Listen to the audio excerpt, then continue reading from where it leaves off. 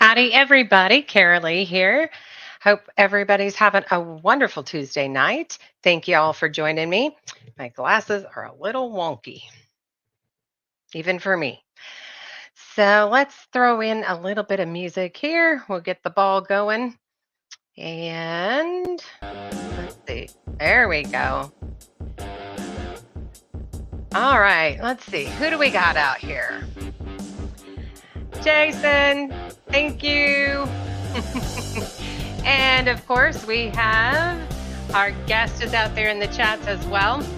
So feel free, you guys, while we're talking, as you know, you can always put out comments and we will get to those as it pertains, of course, to the conversation.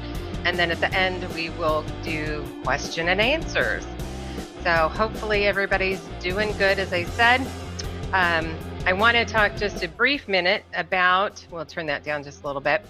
So I know I did a quick little short about the gift that I received in the mail. So I just want to share that.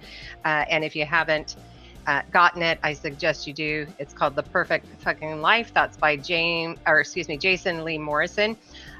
So far, it's a very good read. So you can get that on Amazon, as I said. So Jason, thank you very much. I'm really excited to get through the rest of this. So. And let's see. All right. We're going to go ahead and bring on my guest tonight. And his name is Willis. He goes by Willis.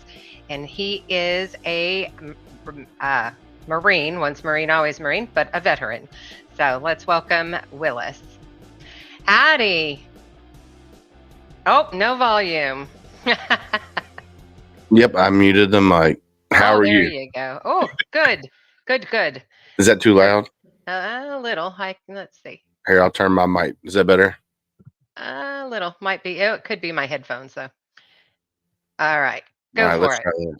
Sounds better now? Much better in my ears. I was like, I was going to blow my own eardrums out. Don't do that. I don't know if you've ever done that before. Yeah, not fun. Well, being a Marine, shooting, all that good stuff, I'm sure. Yeah. For sure. What have you been up to here lately? Anything fun? Oh man, I tell you, we've been with a podcast. We've been super busy. I do 2 episodes a week, on Sunday and Monday, and of course we didn't do one this Sunday because it was Super Bowl Sunday. And then last night we had American Freedom Fund. We had Don Bramer, who's one of the co-founders, and then we had Liv Stecker on, who is now one of the executive director now. She just took over that role at the beginning of January. So we had them on talking about what AFF has planned for 2024 and seeing all the programs that they have and stuff like that. And then, of course, I work my normal 9 to 5 job that I work, and then, do the podcast, take care of my 2 daughters and my wife, and try to be a family man and try to make everything fit into 24 hours in a day. Sometimes it's hard. It is not an easy thing, is it? No, it's not. So, and I haven't talked about your podcast yet. We're going to go ahead and get into that here shortly. And we'll make sure to post that, of course, across the screen and let everybody know where they can find you. But let's start this conversation off with a little bit about you and your childhood, education, things of that nature. How was your childhood? So I grew up in Barstown, Kentucky, which is about 30 to 40 minutes south of Louisville, Kentucky. So Louisville's up north, Barstown south. Of course, that's 90% of the world's bourbon was made in Barstown. So I grew up smelling Sire Mash whiskey every morning when I'm on my way to school. And then, my childhood, my dad was, rest his soul, but my dad was not really always there. Like, he was a over the road truck driver. There was times where, he was gone for a few years at a time. And we didn't, always got told, well, he'll come get you next weekend. And he never showed up, so just the constant, the up and down of that, being excited that your dad's coming and then the letdown of him not coming. And then as I got older, after my service, me and him, we got closer. And when I had kids, he was in their life pretty constant. So but no, I had a pretty decent childhood. Of course, I lived in a house in Line Station, Kentucky, which is right outside of Barstown, and I didn't have it. We had an outhouse until I was 13 years old. Oh, Um, wow. and I tell people that, and they're like, "How old are you?" And I'm like, but of course I'm 45 now. And back then I was like, I was, 40 at the time or whatever. And they're like, "You had an outhouse?" I was like, "Yeah." Unfortunately, the house that we lived in was the old farmhouse for the property before it was sold, and it didn't even it had running water, but it didn't have a bathroom inside. It literally was, the kitchen, the living room, and two bedrooms, and we lived in that, and but it shaped me into who I was or who I am. So I definitely can't complain about that. I played football from little league all the way up to high school. Played my all the way up to my senior year until I graduated. And um, school was for me. School was some of the subjects were easy, some of the other subjects were not, but during the beginning of school when I was playing football, I had A's, B's, C's. Ha. After football season, I slipped and I was doing B's, C's, and D's. I tried not to have too many F's.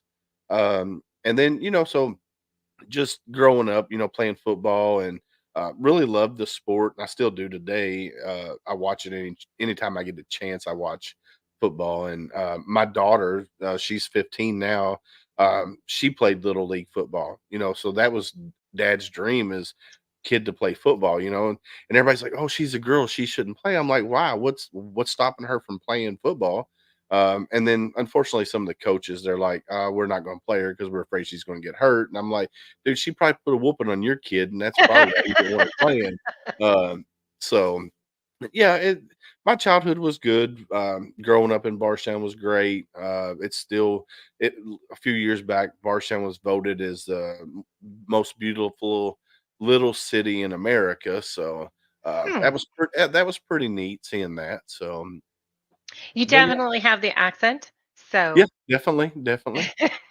so I figured it was Southern somewhere, so, um, let's go ahead. We'll give a little nod to those who are out here in the chats right now. So we've got, Christine, welcome. Thank you.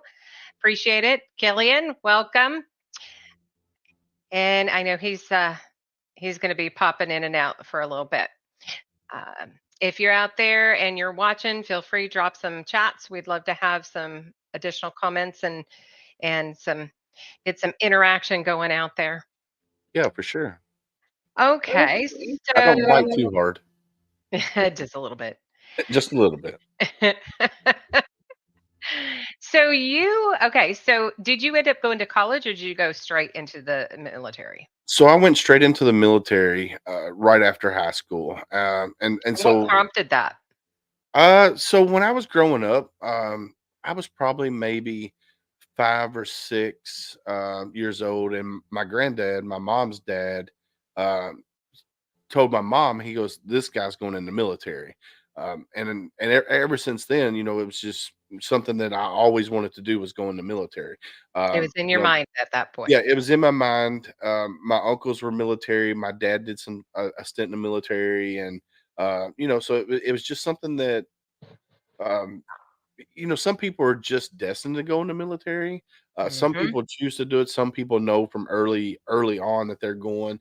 Mine was I knew from a very early age that I was going in the military. Um, so when I got older, I was deciding what branch to go into. So I looked into the Army, I looked into the Navy, I looked into the Marine Corps, and I was like, I want to go to the best branch out there. And at And that what did you time, consider the best branch? What was your denominators that you utilized there? uh, you know, for one uniform, you had to look sharp in uniform, and then everybody will tell you that the Marine Corps is the best. And they're first in, usually last out. And their mindset, and plus the boot camp, is a lot longer than the Army or the Navy or the Coast Guard. Boot camps always, was a lot longer.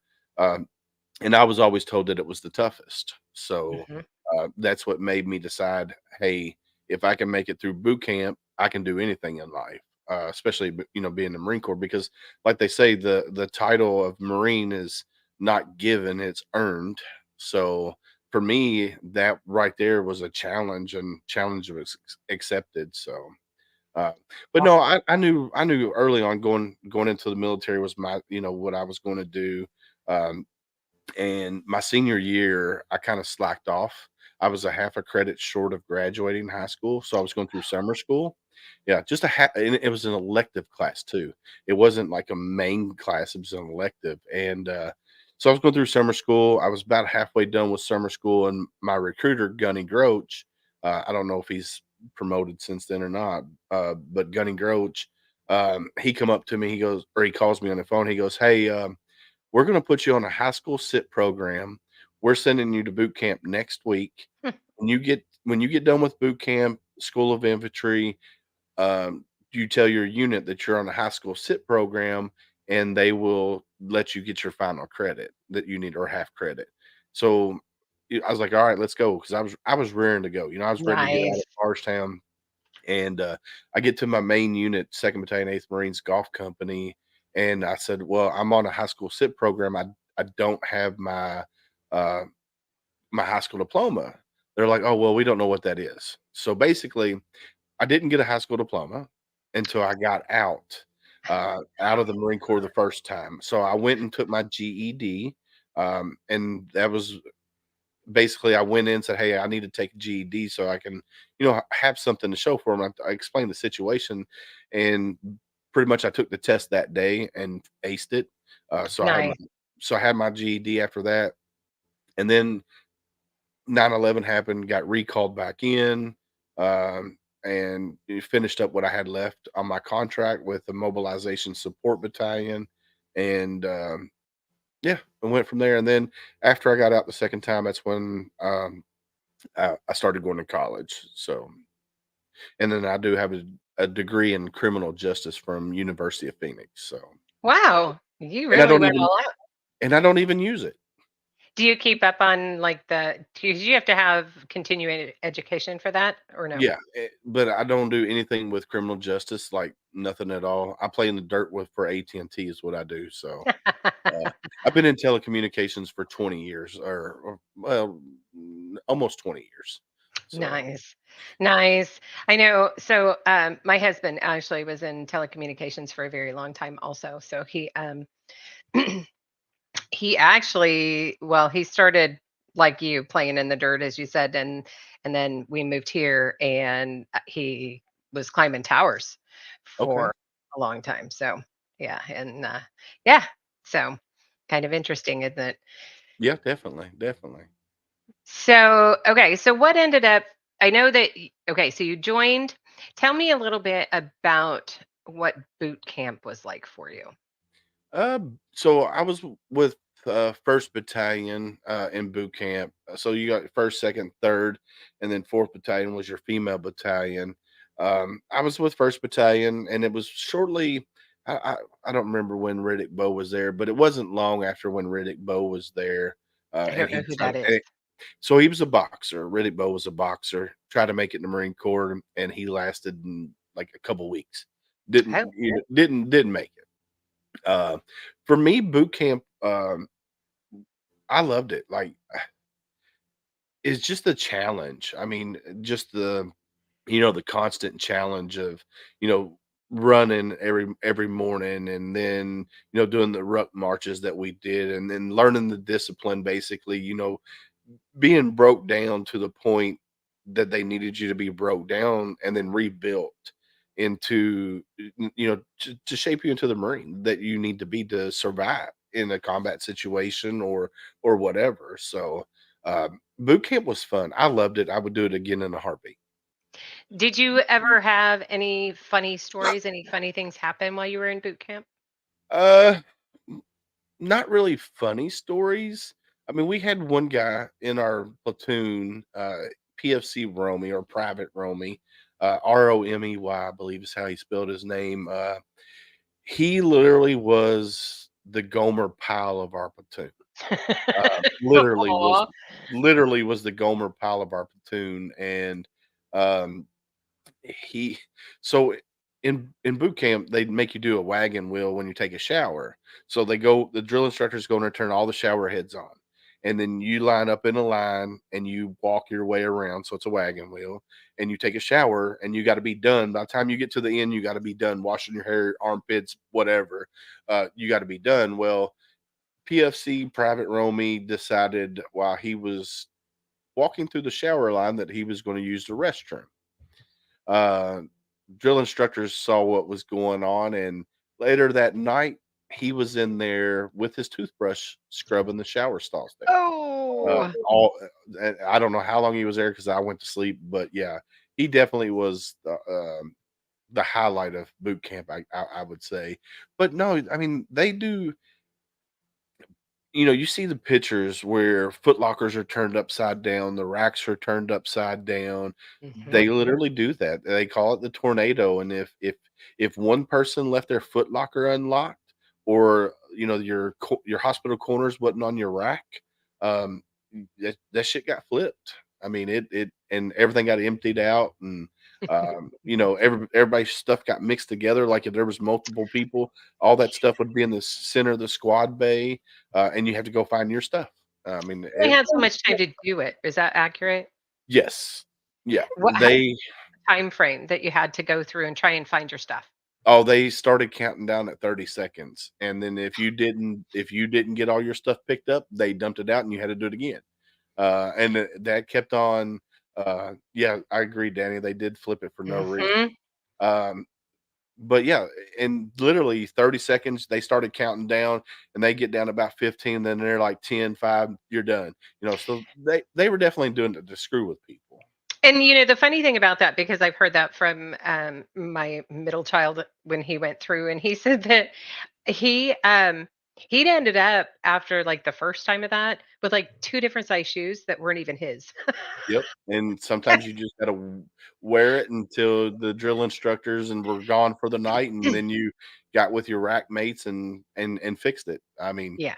sometimes that's the best situation solution, just to hurry up and get it done. Boom, drill instructors forget about it. Go on do their thing for the night, and then do what you need to do to fix it. Yeah, and it also forces you to have to talk to the others that are in Yeah, that platoon with you yeah, and know them and figure out yeah. who Like you are.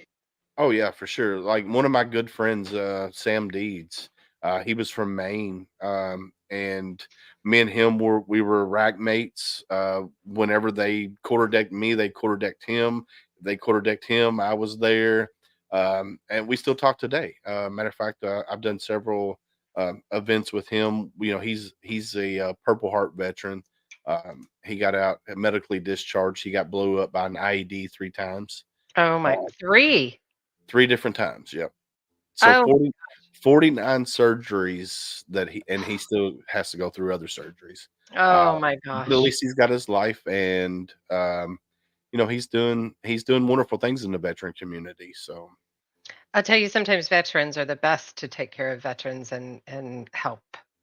Ron, thank you. We see you out there. Appreciate you coming in and joining this conversation.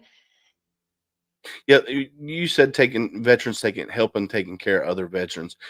You are right to a certain extent on that.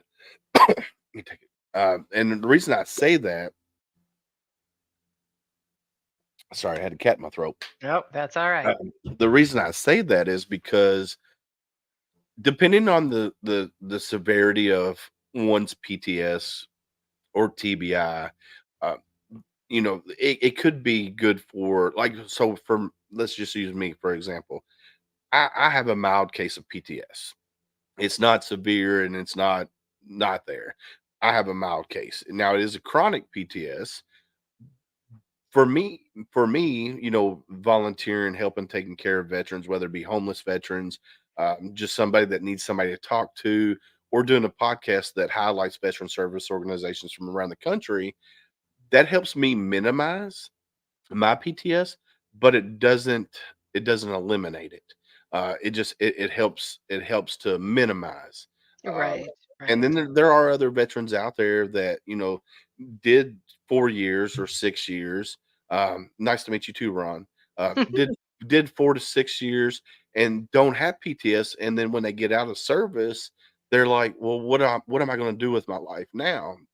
And I said on my podcast all the time that veterans have a servant heart, and when they get out of service, they lose that sense of purpose. So volunteering to help take care of brothers and sisters, that will help fill that void. So I, I applaud anybody who takes up that torch and continues the mission on helping the brothers and sisters that are Yeah, struggling. So. exactly. So in the Marine Corps, what was your MOS? So my primary MOS was 0311. I was infantry. Infantry. Yes, Okay. ma'am. Okay. I was a bullet And sponge. you were a what? Bullet sponge. But I can't say that I've heard that term before. Yeah, it's like on bullet sponges, ground pounders. There's all kinds of names for grunts out there. So uh, bullet sponges because we're always the first in. We go in. Okay. So that's why Well, they call us bullet sponges. yeah, I can't say like that I'd ever heard that before. So that's quite interesting. Um, okay, so infantry, 311, got it. And you went through SOI East? So I went at Camp Geiger. I don't they Yep. don't they didn't call it SOE East then, they just called it Camp Geiger. Yeah. So I Okay. went to I went to Paris Island with the sand fleas, so I'm not a Hollywood Marine. Those are some terrible things. The sand fleas were yeah, yeah, they were not fun. The drill instructor would be up there, swatting them away, and we're in formation and hot, sweaty day and sand fleas crawling up your legs and stuff. Yeah, it was not fun. And yes, you could use them for bait, Danny. You could Yep. use them for bait. I saw that. It's like, oh my gosh, for sure. Um, yeah, it's incredible. I mean, they've got beautiful views. I Oh, have to say. The views are absolutely gorgeous, but those sand fleas are terrible. ridiculous. I mean, Yes. just going for family day, the amount of bites on I mean, you look like you had the measles. Yes, ma'am. Yeah, they were not fun, not at all. Not Yeah. at all. Imagine so you went down there for family day and you just walked Mhm. around and you got sand Yep. fleas. Imagine PTing in the green silkies and the Yep. skivvy shirt in where infested sand with sand fleas. Oh, they did not like that none. Yeah, yeah, and they don't really I mean, there's not much they can do, of course, they just maybe give if it's bad enough, they'll give you a cream and push you off and, "Okay, off you go do it again." Yeah, pretty much they're like, "Suck it up, be a Marine. Yep, Here's some yep. Motrin, here's some water, you're good to go." So after, well, I guess let's backtrack. So, you were at Geiger, is there anybody do you remember at Geiger, what battalion you were with? No, I No? don't. Not at Geiger. I don't think we were a platoon, but they didn't have battalion, I don't guess. I don't remember. I know it Okay. was a platoon, but I can't remember what like number. Like I remember my boot camp platoon, like it was 1070, but I don't remember. Geiger was such a blur. It was Really? just yeah, for me it was Geiger was just such a blur. How come? Uh, because I was ready to get in the fleet. I was ready to go do what I signed up for, and I plus I got drunk on the weekends, as most Marines, and I had friends that I served. So one of my buddies from high school, Jason Gray, he was stationed at New River, which is right outside of Camp Geiger. So on the weekends, I would go to his house, and uh, I, it was just a blur. Oh my gosh, that's funny. It's interesting the different stories that veterans will tell now, of course. It's like, Yeah, yeah. hey, how do we avoid that for? answer. I'm sure a lot of the COs are asking those questions, right? But that was years ago. So, what years, speaking of, were you uh, in the Marine Corps? So I Active? went to boot camp late '97, and I was into '01. I got out, so I was on terminal leave. See, 1st of August of '01, I was on terminal leave, and then 9/11 happened, and then I got recalled back in, and I didn't get out until '04. Okay. And explain to those who are listening what terminal leave is. So terminal leave is it's like a vacation basically. You build up your accrued days, and at the end of your career, either you can take the terminal leave during the year, or not terminal, but you could take leave during the year, like for vacations or whatever. Not, and if you save those at the end, they call it terminal leave because you're not coming back. You basically get to go home. You're sitting at home for a month, month and a half, 2 months, depending on how many days you have, and you during that time frame you're still getting paid from the government, but then you get to find another job and stuff while you're getting paid. So you didn't have to rush into finding a job. Got it. Did you have, while you were in SOI at Geiger, did you have a favorite instructor? uh, no, I can't say that I did. No. Our instructors rotated quite frequently, if I remember correctly.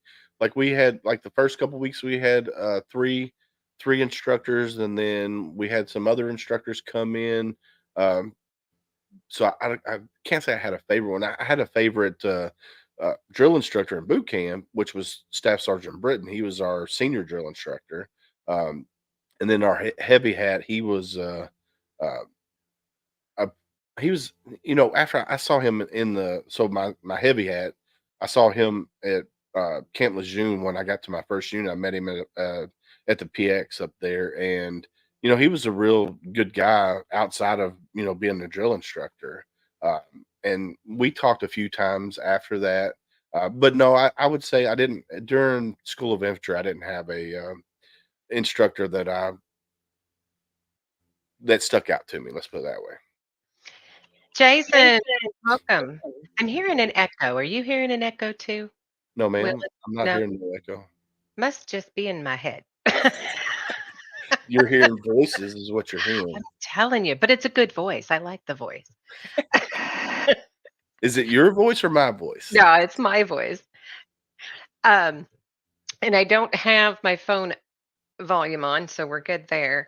But okay, so you end up going. Do you have your cell phone up, No, volume on? ma'am. I wonder where that's coming from. So weird. Let's see Okay, if I mute my mic if you still hear it. testing 1, 2. Testing, testing. Nope, I don't hear it. So do you hear it now? Testing, testing. Well, I don't at the moment. No telling. I know. It could be the TV in the front room too. Could Uh, be. okay, so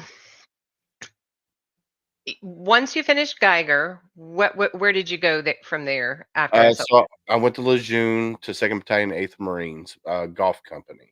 I was with 1st Platoon.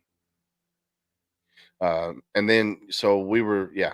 So 2nd Battalion, 8th Marines golf company at Camp Lejeune.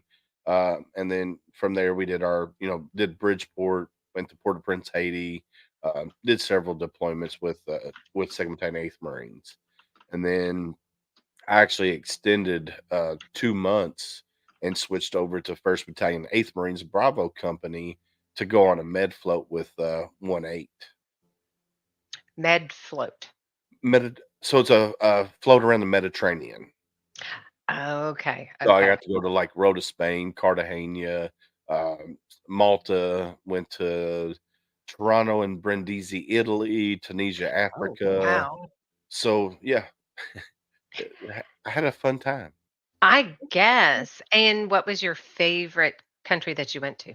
I would have to say Malta. And my wife, if she's watching, she's probably going to be upset because That's one of the places that she's always wanted to go. Malta is a little island off the coast of Sicily, and it is absolutely gorgeous. The people there are so friendly.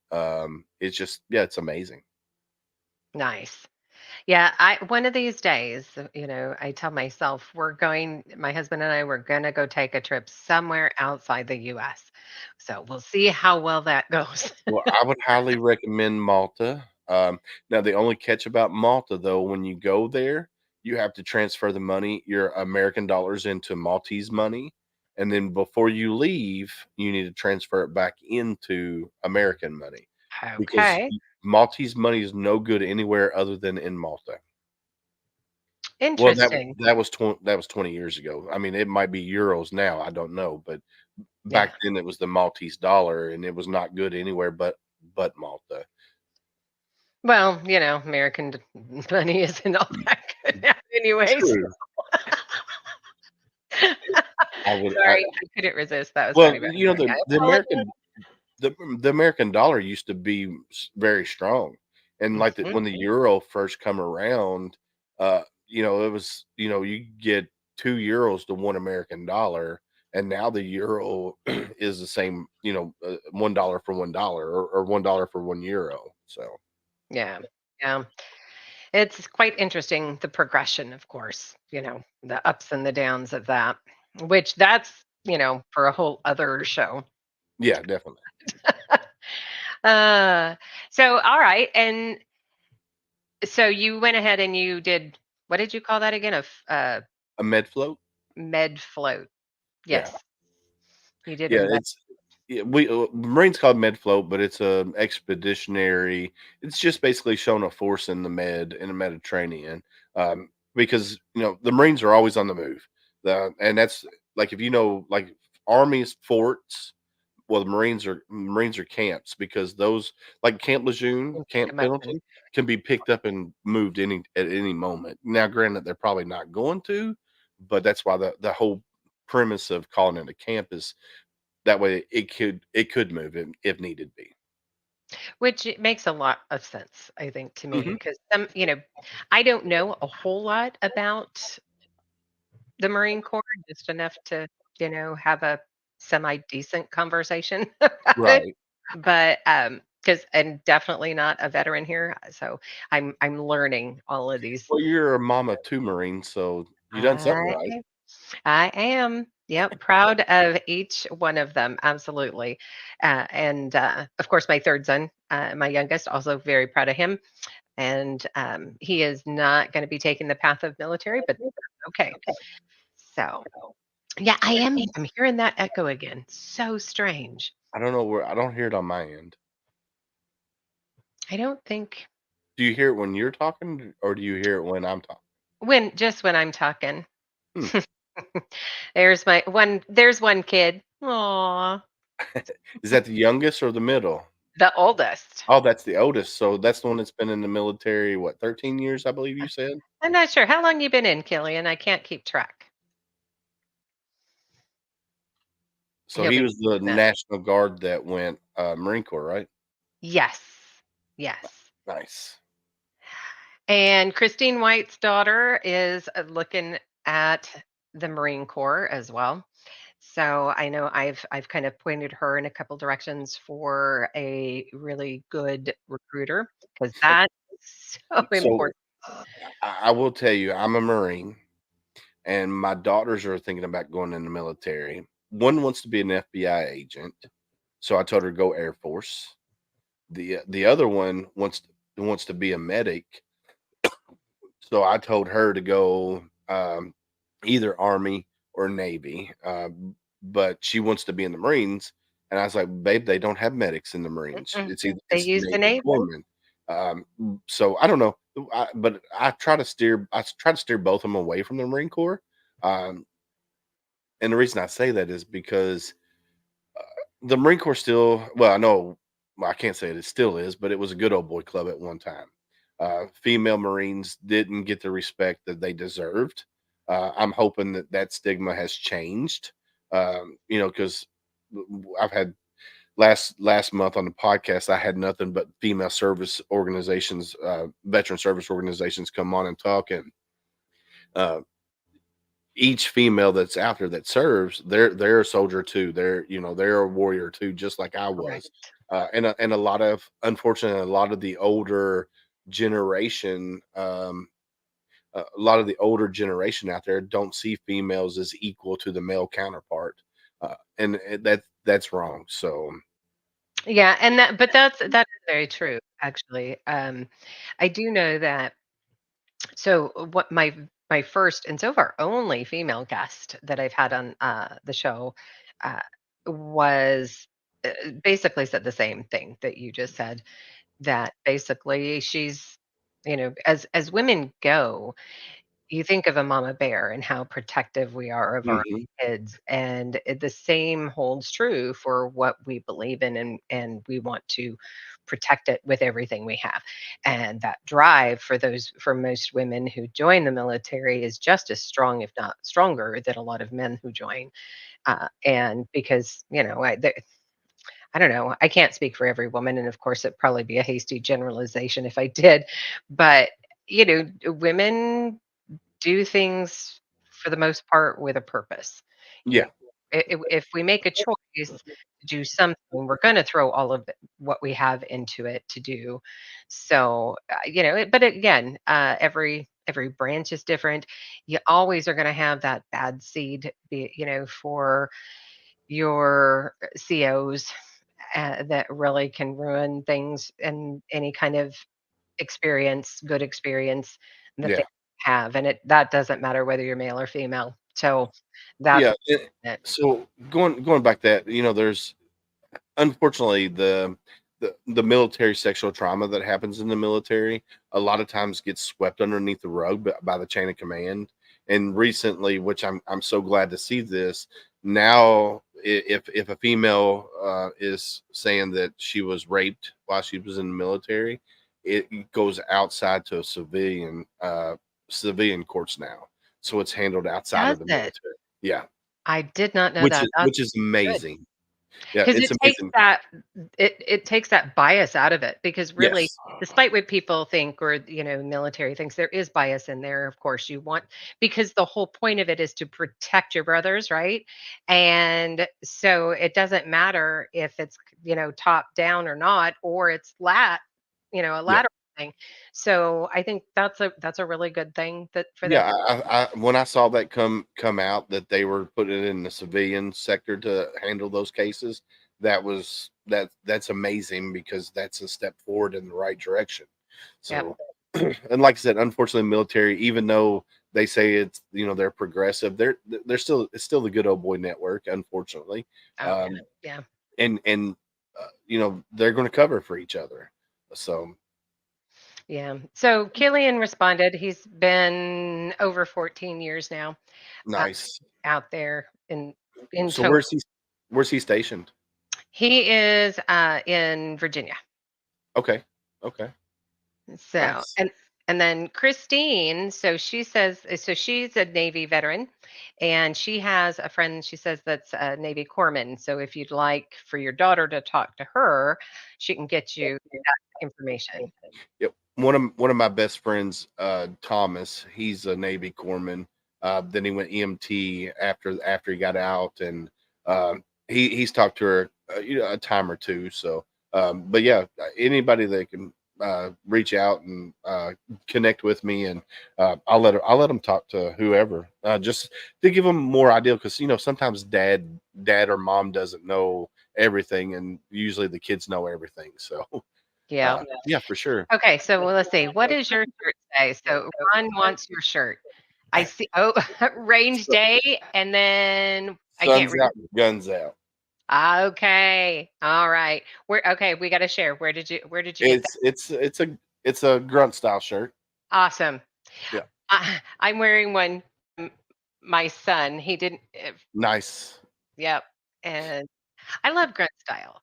I love the feel of that. So I'm trying to get a hold of him. We'll see how that goes because I'd love to have them, a couple of veterans from there come on board, and we'll see how that Yeah, definitely. rolls out. So I do have Tim coming on Monday the 26th, I believe. And Really? yes, and I will point him to you. Um, Ah, you rock. I literally on LinkedIn, I reached out to him, sent him a message, and it took him probably about a month to get back to me. But Fair. so just hang in there. He will answer it. I did send him an email. So, yep, There you go. see Yeah, how that plays out. that's Yes, basically what I do a lot. So and Ron has a 2A channel out there, so nice. a nice gun channel. So it's just Ron Wayne. So you can find him out there if that's something that interests you. I I know his love guns. As a matter of fact, I was talking with the American Freedom Fund last night, and they do they host long range shooting competitions. Where's So this at? Where do they have? um, all over the country. When did it come to Tennessee? I'm not for sure. I'm trying to get them here in Kentucky at Knob Creek Gun Range here in Kentucky. So yeah, we'll have to see what's going on. I finally, 1,000 Yard, finally made that. Nice. Mm-hmm. Heck Yep. yeah. Yep. I was really happy with that. What were you shooting? 6.5, Creedmoor? Creedmoor? 284, 285, Okay. 280 something. I can't even remember. Nice. Yeah. The oh sorry. Oh yeah, and Ron is in Kentucky, so he really What part of Kentucky? We'll see if he that's a is. good question. We'll see if I'm sure Yeah, he's he'll answer. oh yeah, Christine's up for a road trip. We've got a bunch from that are two A out here in Hey, so I got a 308, I got a Smith& and Wesson, I got XDS subcompact. This is my everyday carry. I got a 22 that I've had since I was itty bitty. I got all kinds of guns. and and it's interesting too because you have varying views on from veterans, not that they're against them at all, but some that just have decided they just don't want to have them um, Mhm. themselves. They understand, of course, the importance of them and what they do, but yeah, it's uh, it's Well interesting the Well, differences. that not just veterans. I mean, there's extreme views on both sides, whether Yeah. they're civilian or military, and sometimes it blows my mind Nope. that I seen that extreme Southern Kentucky. So he's Yeah. probably down around like Pikeville and down in that. That's probably about 2 hours, 3 hours away from me, probably. So, but yeah, they're 9 shots, 438 MOA. Nice, That's mine. nice. I That love was it. at the 1,000 Yard. Hell yeah. And I'm really terrible. I chalk it up to not liking math and numbers. So when it comes to that, I just totally forget. It's like they have to use numbers for everything. It's Yeah. like, can we like actually, but calling it a name doesn't work for me either. So I purchased it's called the response or wait, no. Oh yeah, it's called the response and I call it what do I call it? It's yes, numbers are very hard. Resolve. I call it the resolve. Nice. Nice. But for some reason, for the longest time, that word resolve was in my head. I could not get rid of it in place of what it was. So Jason's answering for you there. He said, I "Yeah." know he's such a good husband. Uh, so okay, so going back, let's we kind of went a little off topic there, but that's okay. This is it's just kind of open. That's what makes it fun. I can't help. So in case you didn't know, if you hit the space bar, it's going to randomly choose a chat and throw it on the screen. Nice. So Nice. I did not know that. learn something new every day. Yeah. Yeah. I tend to keep the keyboard away from me when when I have my guest on. So Yeah, yeah, probably not a bad thing. Well, I usually have my little Chromebook in front of me, so I got my main computer set up for the podcast, and I got my little Chromebook in front of me that I can answer texts or chats and stuff like that on. So, So let's talk a little bit about those. So you do well, I guess let's backtrack just a second. So when you transitioned back to civilian life, mhm, what, if any, resources were you provided? none, None. none. When I got out of the military in '04 the second time, or even '01, they're they're pretty much boom, you're done. See you later. Bye. Uh, we didn't have resources like the veteran or the transitioning military members have now. I mean, there's a lot of great organizations out there. You got Indiana Vets, Mission Wisconsin, um, Kentucky Valor. There's several of them. I don't know all of them, but there's several of them out there that help members of military that are transitioning out take their military career, what they did in the military, and translate that into the civilian sector and help them get jobs. Instead of starting at the bottom of the barrel, like let's say your husband, telecommunications, right? So he Hmm. was in the military, did telecommunications for 15 years. When he got out of the military prior to 2018, that experience that he had while he was in did not translate over to the civilian sector. Wow. But as of 2018, there was a law that was passed that stated if you were in telecommunications in the military, that training will now transfer over into the civilian sector. So a lot of these organizations popped up and they help veterans get out. And that instead of starting at the bottom of the barrel, they would start up in management level positions within a company, which is simply amazing because when I got out, there was nothing. And so how did you manage to find employment, that suited you? I bounced around when I first got out. I did a factory job, hated it. I got into pest control, hated it.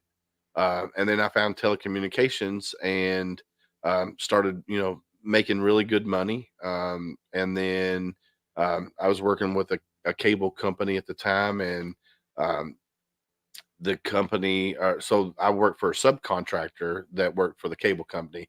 Well, that subcontractor got let go from the market. I did some traveling with them, like I went to Evansville, Indiana, I went to Florence, Kentucky, and we opened up garages in those locations. And I wanted to be back home because I was married and I had a kid on the way, and I wanted to Mhm. be home. So I got a job working back in Louisville for a company called IES Commercial, which they did uh, data cabling and patch panels and security access for like Amazon at the big plant that they put up in Jeffersonville. And then that work kind of dried up on that, and I started working for AT&T, and I've been at AT&T ever since. I started out as a installer, so I would come to your house and install phone, internet, and TV. And then I'm 45 and my knees are shot, my back's shot. I was like, I needed something easier on my body to, preserve what I do have left. Hell, I was 41 and they told me I need a partial knee replacement. Oh, They're like, wow. That's super young to need a partial knee replacement." And I know that stemmed from the military because hell, we're walking 25 miles with a 100-pound rucksack on our back. So Yeah. I knew it stemmed from that. But now I just play in the dirt all day long. I get to bury lines all day long. So it's and I use a machine. I got a ditch witch, so I Mhm. love it. Makes life easy, doesn't it? Oh yeah, for sure. Because I couldn't see doing 600 foot with a shovel. No, it wasn't. It ain't gonna happen. And so, tell me about then your podcast. We're going to go ahead and get that put up for everybody. What's the name of your show? Homefront sit rep. And what is a good site? Is it at? So you can go to YouTube at Homefront Sit Rep, or you can go to Facebook. I have a public group or a public page, which is at Homefront Sit Rep Podcast, and then I have a private group that is home front sit rep. Okay. So we're going to go ahead and get that shown. How's that look? That'll work. I That swear I'm will talking work. to myself. I hear it in my. It's It, so it, could, crazy. it could be the wireless headphones. It could be. Could be. We'll just Yeah. throw that off the air there. And yet, so as we're talking about the podcast here, so what my podcast focuses on mainly is veteran service organizations from around the country. So like I got Warriors Next Adventure coming up. They're up in Wisconsin, I believe, Wisconsin or Michigan. I've had the Hope Project down in Florida, which they rescue horses, and then in turn they do equine therapy for veterans and families. So they incorporate children and spouses. I Um, did a little short on them actually. on the Hope Project, Yeah, nice. I'm pretty sure that's who it was. Um, He's a there chaplain. was a Marine that was on Facebook, and he does a lot of marketing and things of that Okay. nature. And he gave me that information, Yeah, and so the I Hope just Project is ran by retired chaplain David Trodston, and he started the Hope Project in Florida, and he's actually opened up 2 other locations. And he will travel to help people uh, start equine therapy and stuff, and horse rescue, which is amazing. I got the Go for Broke National Education Center coming up soon. They so Go for Broke is the motto of the 442nd Regiment in the Army that was formed during World War II with Japanese American soldiers from Hawaii and mainland Japan or mainland USA comprised to make the 442nd. Well, their motto was "Go for Broke." So I got them coming on. We're going to talk about Japanese American soldiers during World War II, plus the internment camps that they endured during that time frame during World War II, and oh, so no. yeah, it's gonna. So I don't just focus strictly on veteran service organizations. I like history. I'm a military history buff. And then I also like just bringing in veteran business owners and veterans in general, just so they can tell their story. Let's see. Danny posted here. My warrior's place in Florida, founded by a friend's mother who lost her son in Afghanistan. Yeah, well, we'll definitely check. I would definitely check them out. Awesome, Danny. I'm Thank you. always I'm always looking for other veteran service organizations, and that's the whole premise behind my podcast is I want to be that go-to place resource to have all these different veteran service organizations listed. And that way, if like say Danny needs equine therapy, I can say, all right, where are you located at? You can go to this organization or this organization. And that's kind of what I want to do with the Right. podcast. And but your podcast is more also than just um that information. So because I know we are collabing on the 28th. Yep, tip of the spear. Yes. So what I did, so my podcast it's a conversational based podcast. And then what I did with the different veteran podcasters out there, we created Tip of the Spear Veterans Roundtable. So you have Triple Threat Vet Podcast, Homefront Sit Rep, I Am Pitts, The Decision Hour, and one more. Which one am I missing? Misfit Nation. Um, we got together. We started a veterans roundtable. Thank you, Ron. A veterans roundtable, and what we do is we basically get together once a month and we talk about current events that are going on in the military and current events around the world. And then, like on the 28th, when you come on, we'll talk about the situation with your youngest son that me and you talked about offline. We'll talk about that if you want to. I mean, we just basically talk about whatever comes to mind. We got some great guests for that one. Matter of fact, we got Tab Bartley, who's a Marine Corps veteran. She also is the host of the Oath We Took podcast. Her podcast focuses mainly on Marines, because she was a Marine. So she just wants, and the way she looks at it is every Marine has a story to tell, whether good or bad. That's Um, right. so I was just on, I just did an interview with her on Sunday morning at 9 o'clock in the morning. That Oh, was early for me. is there a Uh, second time? yeah, that was super early for me. And then so we get together once a month and we talk about current events and stuff like that. And we bring in special guests, Dr. Teresa Larson, who's the founder of Movement RX.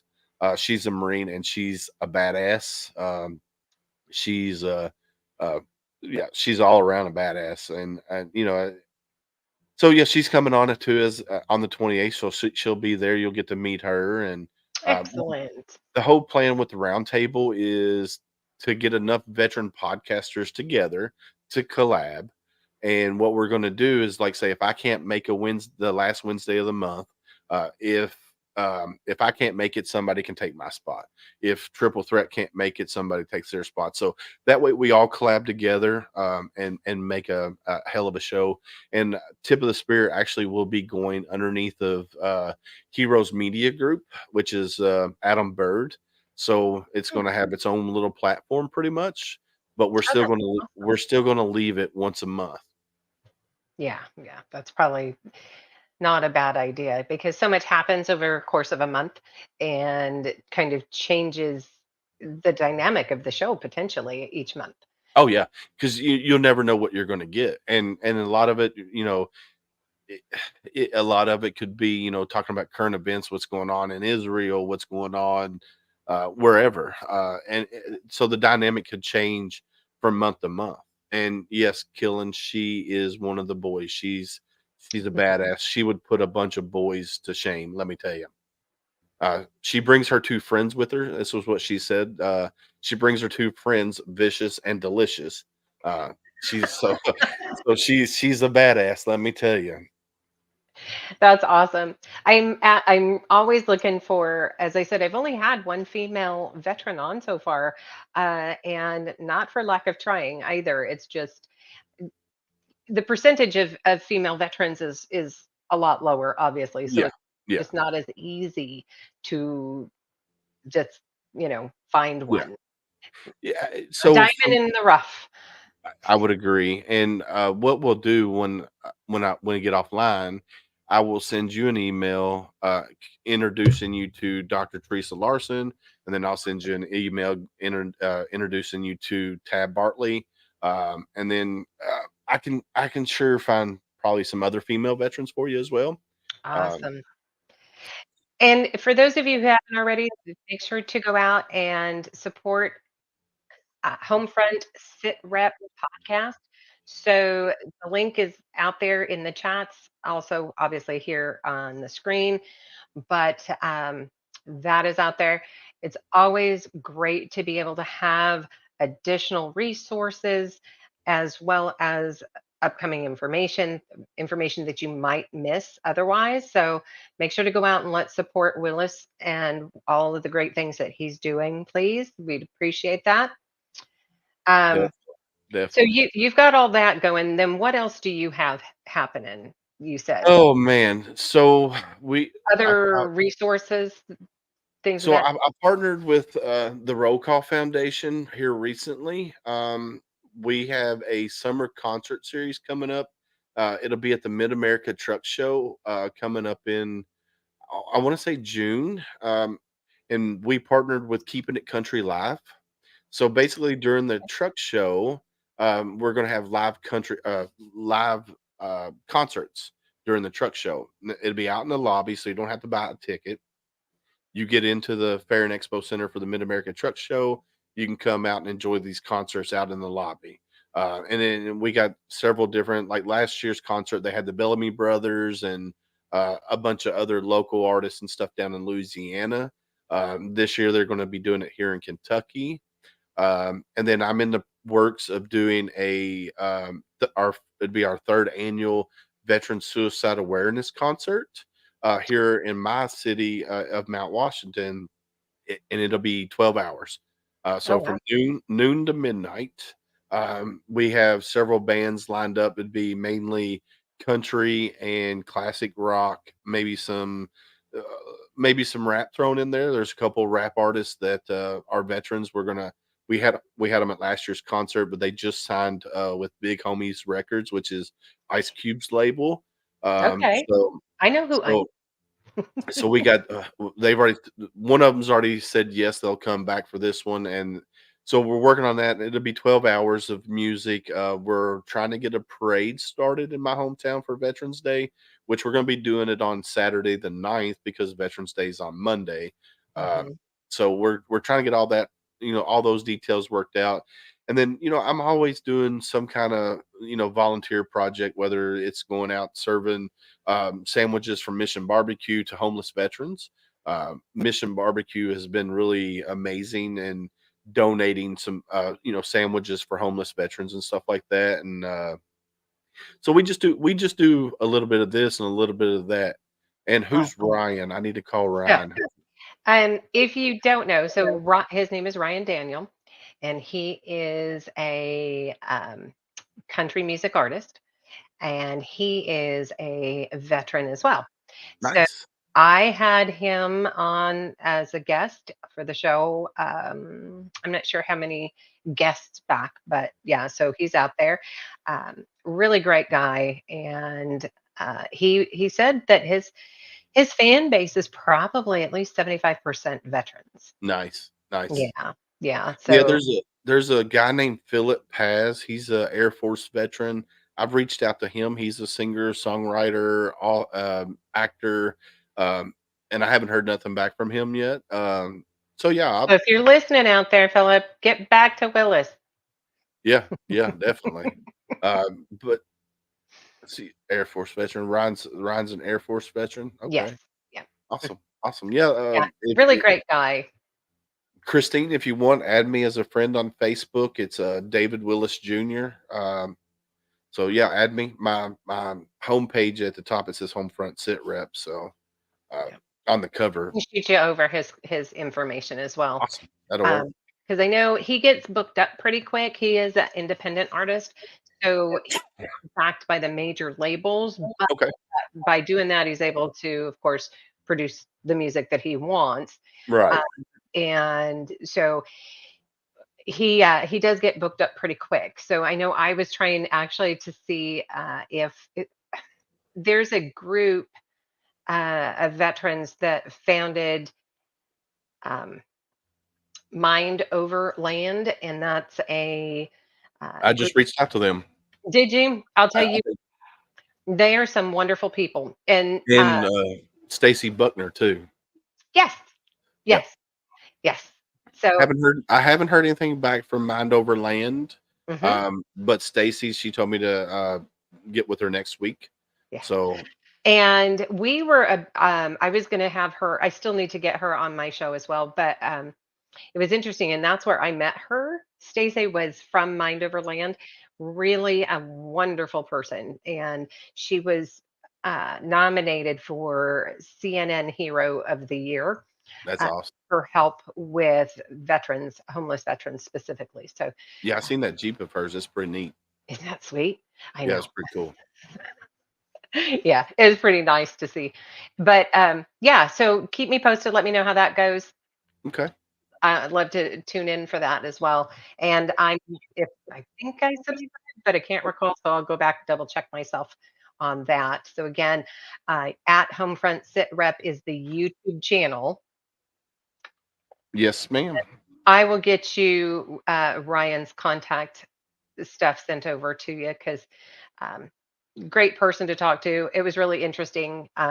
When I sent him an email, didn't expect anything really because you know how that goes. And I don't know, it was a couple of weeks later, maybe not even that long, maybe a week later, and all of a sudden I get this phone call from a different number that I just didn't recognize. I'm like, hello, and it was like, it was him, and I was like, Right. wow, okay, Christine, I just put it in the chat there. It's David Willis Jr. So yes, um, that's my profile on Facebook. yeah, there we go, okay, But yeah, my phone is constantly ringing, or I'm getting emails. So you were asking about some of the things that we got coming up. So Yeah. I had Veterans Villages on out of Pennsylvania. It's Veterans Villages, formerly as VBC, something giving fun. I forget, but I had them on, and I also had Lady Veterans Connect, which is out of Winchester, Kentucky.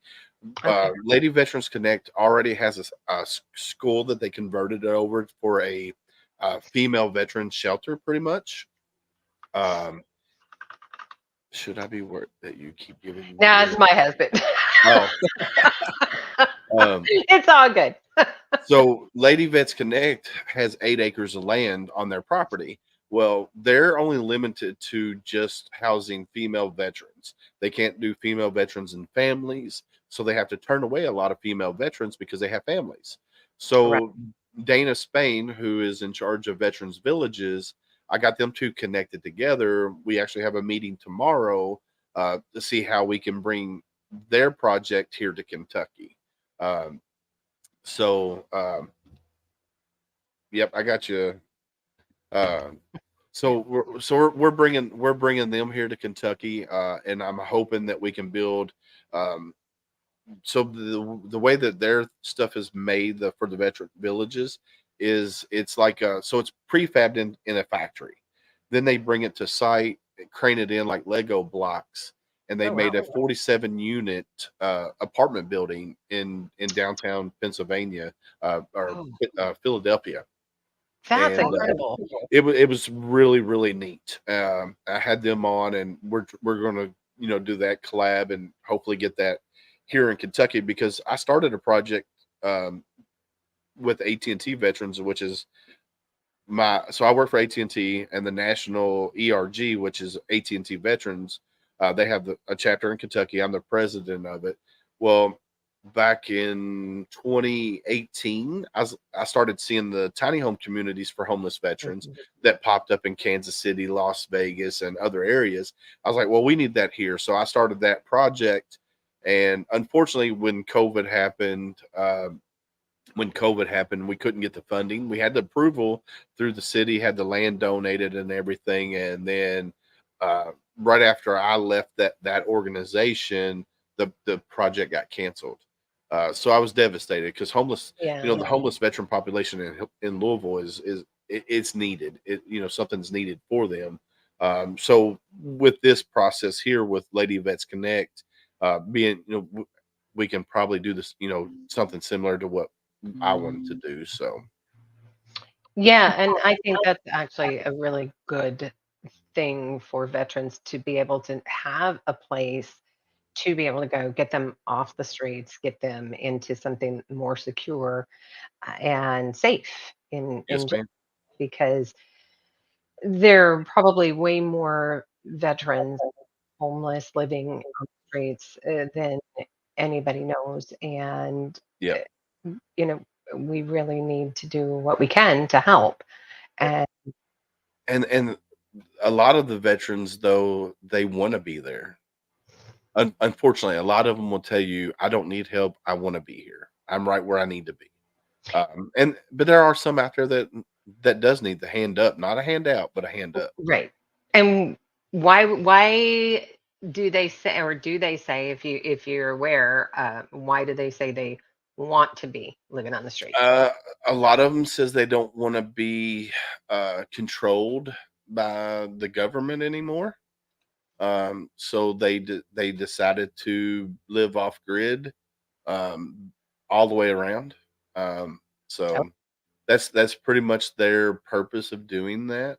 And I would assume it's partly because of whether it be PTS, they just tired of people telling them what they need to do, when to be do it, and all of that. So, but most of them say it's because of they don't want to be controlled by the powers to be. interesting. Yeah, and it is, everything's controlled nowadays. Hmm. So things, yeah. I guess that's another topic for another show. Yeah, yeah, definitely. We're full of those, right? Yes, ma'am. So, yeah, I was actually just thrilled that we were able to connect and because I mean, you're doing such great work out Well, there, thank continuing to serve this country in helping with veterans and the resources, finding, those resources for our veterans. Misty, welcome, welcome, welcome. welcome, Miss Wayne. So that is Ron's wife. Nice, nice. I'm gonna have to go subscribe to his channel when we get off of here. Yeah, yeah. It's a really, really good channel too. So, Well, uh, so my sister, she's so we got Kentucky Gun Company here in Kentucky. My sister is one step below the owner. So she started out as the CPA for the company, and she worked her way up, and now she runs the store in Barstown. And Patrick, who's the owner, he runs both of them, but he stays in the new store in Louisville. So she's pretty much one step below him. So um, if I could probably get her and Ron connected maybe and see what we because they do a lot of big events at Kentucky Gun Company down in Barstown. Um, so yeah, nice. definitely. Yeah, it's always great to be able to network and find people with some similar hobbies. Oh yeah, definitely, definitely, So, def yeah, and Kentucky, you're not all that far, and obviously for some of us. yeah, So, if you're ever kind of in the neighborhood, make sure you look us up. But in the meantime, anybody out there, if you guys have some questions for Willis, go ahead and get those put in the chats, and we'll get those posted up there for Willis to answer. yeah. So Ask away. yeah, so what I guess what is your biggest hope for what you're doing with veterans? What is it that you want to get out of that? The biggest S- goal So, that you have? so my thing is um, one veteran at a time. And the reason I say that one veteran at a time is if I help one veteran today, that veteran's going to turn around and help somebody else, and then that just it's like the pyramid uh, effect, pretty much. And then also, one thing I say is all the time, I can ask a veteran how they're doing and look in their eye, and they're going to tell me I'm fine. Mhm. But that you have to ask that next hard question: How are you really doing? Because 44 a day, they say 22, but 44 a day is the actual number of how many veterans commit suicide. Where do you You get that from? so the 22 a day is what's reported to the VA. 44 a day is um, from other sources. I don't know exactly where it is, but it's an unofficial number of 44. They say it's more like 44 a day that commit suicide. Oh, wow. So That's a lot. if you're out there, you're a veteran and you got other veteran friends and you ask them how they're doing, look in their eyes when they answer you, because you could tell if they say I'm fine, ask that next hard question. How are you really doing? Because that's what needs to be done. You have to ask that next hard question because if not, us veterans, we're stubborn and we're too proud. We're going to tell you that we're fine, Yeah. even though we are struggling inside. Because I struggle on a daily basis. I'm gonna be completely honest. I just literally just started going through the VA. I didn't do it when I got out in 2004 or 2001 because I was under that mindset that there's other veterans out there that need it more than I do. Mhm.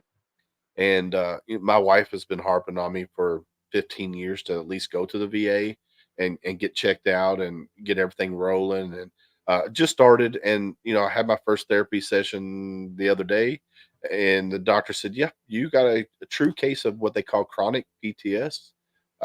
Just because of the stuff that I saw while I was in, some of the stuff as an 18-year-old, prime example, I was in Port-au-Prince, Haiti, and this was in 99. We were in Haiti, and I seen people with burning tires wrapped around their neck and they're screaming. I seen people getting drugged by calm wire Oh, behind a truck, and I seen people come up to the front gate with their hands cut off, wrapped in a shirt, blood just spewing out everywhere, and we couldn't do anything. We had to turn them away. We couldn't do anything. And, being fresh out of Kentucky and seeing that for the first time, it's a mind fuck. Excuse my French, but Yeah, you're fine. it it's Your channel.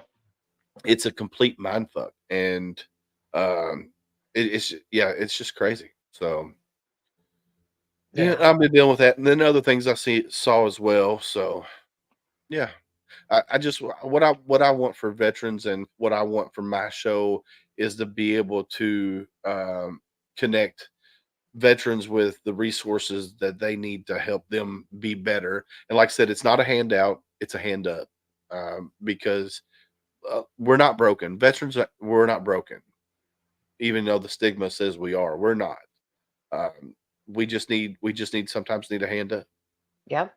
And you're so much just in your head. Yes, And ma'am. the conversations have to be put out there and just to get it out of your head. Yes, It, ma'am.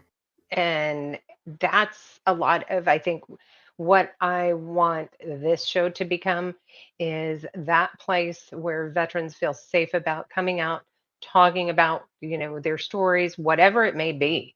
And however they care to express themselves, this is a safe place to do it for them and get it out. Yes, ma'am. Let Um, me, yeah, answer answer Killian. so, Killen, I was 0311. I was with 2nd Battalion, 8th Marines Golf Company, and when I was in Haiti, I was with Echo Company. I was TAD Echo Company, and then I went to 1st Battalion, 8th Marines Bravo Company to go on a med float, and that was from 2000 to 2001 to go on a med float with them. And then when I got recalled back in, I went to back to Camp Lejeune, and I was with a mobilization support battalion. So technically, when I went back in, I technically was on active reserve status at that time. So they put us with a mobilization support battalion, and I deployed from there. He liked that answer. Hey, Kirk, welcome. You hiding out there? Lurking in the shadows. I'm telling you. Yes, indeed. And so, yeah, I'm very excited, like I said, to have met you and be able to collaborate with you. I think it's a great thing to do because we all need to pull our resources, so to Yeah, speak, and work together and get it out there. Because my goal is to find resources for every state yeah. outside the VA. But going back to your comment about not utilizing the VA Hmm. because you felt, others, it was there for other people outside of yourself. One of the things that was told to me is that you sign a contract, Yes, ma'am. not just you, but so does the military with you. And it's two-sided, it's not one-sided. And what our veterans have to remember that you follow through with your end of that contract, and they in turn have to follow through with theirs. Yeah. Plain and simple. I mean, that's like the easiest way to think about it. It's no different than any other contract that is signed in our lifetime. Yes, And ma'am. so, you know, m- if we can get more military veterans to understand that it is a contract, it's a two-sided thing, then maybe we can start seeing more veteran suicides or, you know, the Yeah. number coming down. Uh, Well, another thing though, going back on that, so the stigma when you're in the military, you don't go to BA, battalion medical or whatever you want to call it. yeah, the You BAS. don't go there. If you do go there, you you get that stigma. Oh, he's a sick call bandit. What I will tell military members, if you're in the military and you get hurt, go report that shit. Make sure it's in your file. When you get out, make sure you get a copy of your service record. Make sure you get a copy of your dental records. Make sure you get a copy of your medical records. That way you have that because they will lose your records. I will promise you right now, they will lose your records. It took them a year and a half to find my records. So Wow. they will lose your stuff. So make sure you have copies of all of your medical records, your everything. Um, Make sure everything's reported. Don't care what your chain of command says. Make sure your shit's reported. Yep. Prime example: I was in Thessaloniki, Greece. Fell out of the back of a Humvee, landed into a creek because the driver decided he was going to take the little dip too fast. I Yep. went over the back of the troop strap and landed on the rocks and was knocked out for 3 minutes. Did not Wow. report it. Did not report it because, for one, the driver was a friend of mine. His dad was also a one-star general in the Marine Corps. So we did not report it because we did not want him to get fucked twice by Yeah. command and then by his dad. So we didn't report it, and I wish I had because now I'm having to track down people that were in the Humvee with me and get a buddy letter because buddy letters are just as good as just the medical records. If you have buddy records saying, "Hey, this is what happened," blah blah Yeah. blah, Somebody who just as can good. witness this. Yeah, Yeah. but you definitely have to report that. You have to report anything that happens to you while you're in the military. That way, when you do get out and you start your VA journey, it's much more streamlined. So, And yeah, that is wonderful advice because there's so many things that go into dealing with the VA and your ratings mhm, but it's just the VA, it's the DoD as well. yep, And so you've got to be able to provide all of that. And every time you go in, whether it's for a busted tooth or something like that for a dentist, you need to make sure that it is documented in those files for you. yeah. And you also need to make sure your shots records when you get out, make sure it's updated with everything that you got while you were in, because half the time I didn't know what they were putting in my arm when they were shooting me up with shit. Yeah. You just got to make sure all your shit's updated and current when you the day you EAS. Yeah.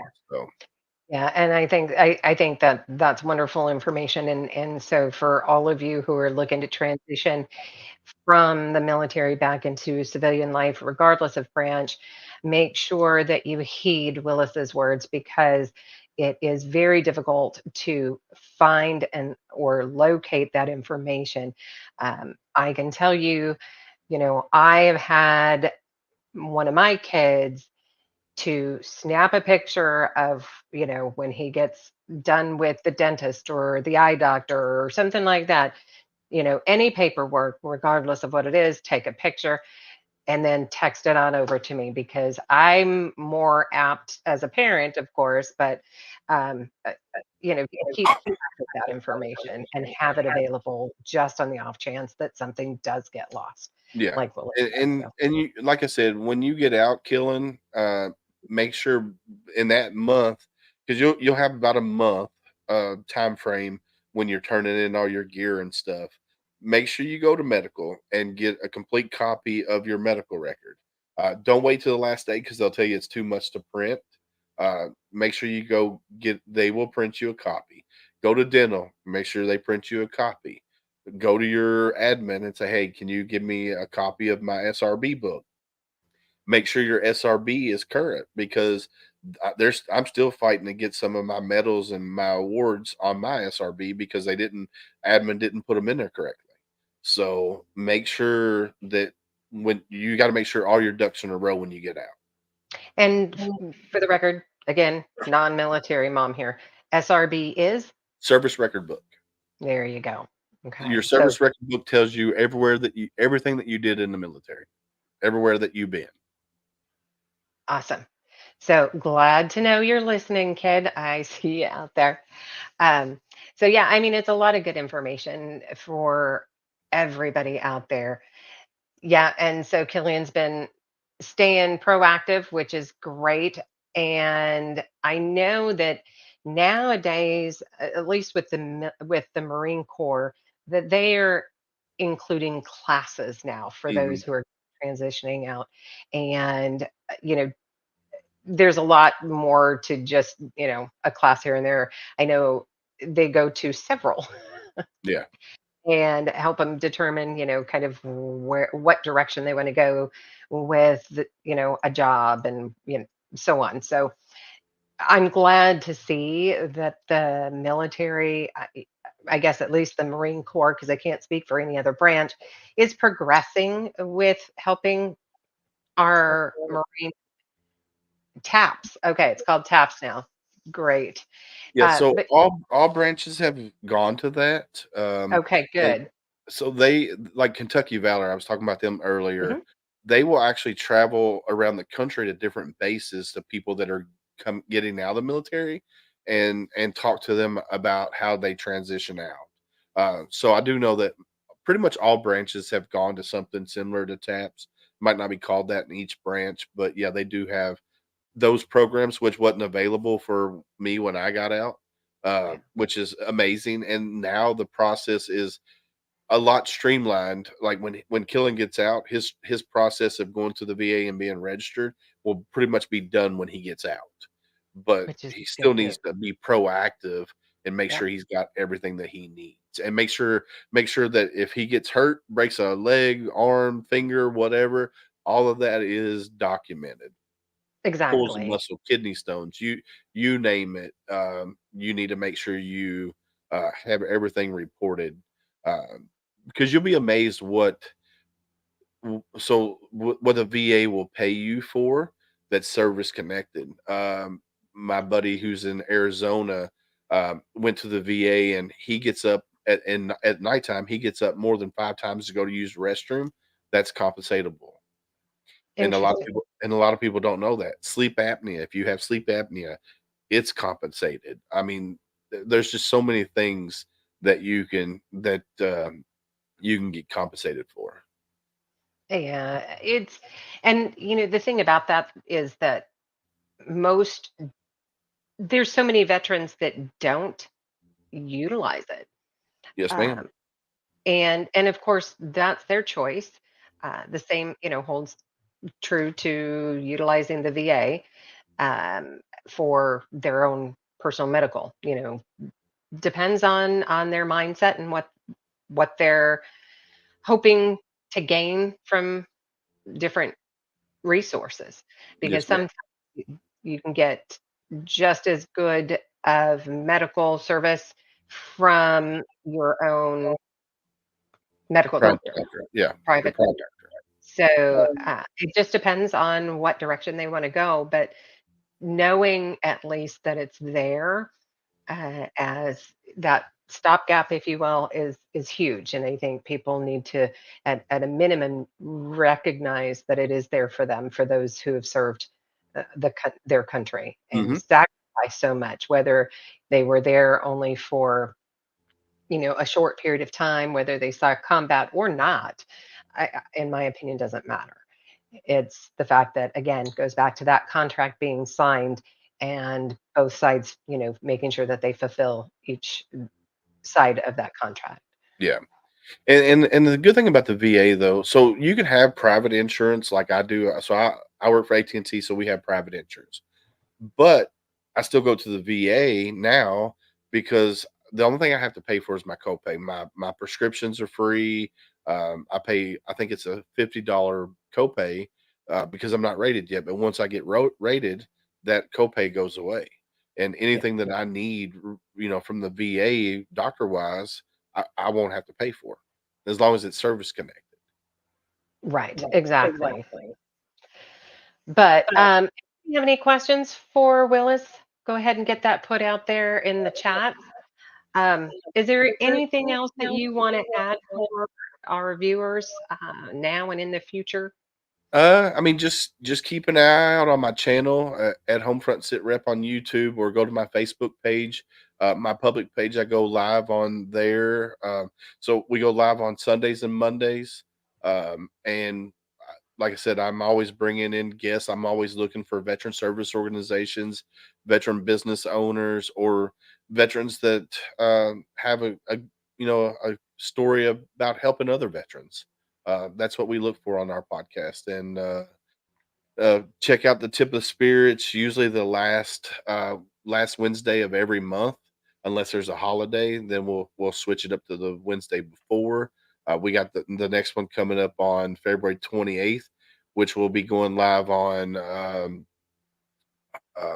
Triple Threat Vets podcast YouTube channel, Homefront Sit Rep YouTube channel, Misfit Nation, uh, their YouTube channel, I Am Pitts podcast, his channel, um, the Decision Hour. So, and then I'm sure you'll be broadcasting on your channel as well when you come on. So yeah, definitely check us out and see what Tip of the Spear's about, and then check out Triple Threat. They're actually if you go to FeedSpot or actually go to Google, type in 100 Best Veteran Podcast, and go on the list, and you'll see Triple Threat Vet Podcast at number one. they're my buddies. They've been doing it probably about 4 months younger than I have. February 28th will be 1 year for me. Nice. They're 4 vets. They're 3 Navy, 1 Army guy. Their content is amazing. What they do, and just the 4 of them alone, it's a riot when you watch them. My wife watches them more than she watches my own show. Check them out. I think I'm listed right now. I think I was listed at number 14 on that list for Homefront Sit Rep. So, Nice. yeah, Congratulations. just thank you. So yeah, go like, subscribe, follow. And if you know of a veteran service organization, reach out to me at homefrontsitrep@gmail.com. And I usually answer pretty quickly when you email me. And Ron, I have already subscribed to your channel as well while I was sitting here. Thank you. You'll see some good stuff on there, Ron. I promise you. So yeah, definitely check us out. Follow, like, subscribe, and let's get this thing rolling, man. Yeah, And just keep on moving. absolutely. Absolutely. Well, we're going to go ahead and get this wrapped up. I'm not seeing any other uh, questions. So we appreciate each and every one of you coming out tonight and joining the conversation with Willis and I. We will have another show scheduled for Sunday, what is this coming Sunday? That's going to be the 18th at Thank 6 you, p.m. guys. Yeah, absolutely. And make sure you guys come out and check that one as well. Another wonderful guest. So let's get some music going. And rock it is. I heard rumors somebody is making some little beats for me. So I'm Nice. super excited about that. Heck yeah. Don't know what to expect yet, so I'm kind of excited and nervous at the same time for Nice. I that. love it. So, all right, everybody, I appreciate it. Yes, don't forget, please make sure to give us a thumbs up, share it, comment after the show. That's really important. YouTube, from what I'm hearing, has changed their analytics for 2024. So make sure that you interact with us in the comments, and we will see you again next Sunday. Thank you, Y'all guys. have a good night.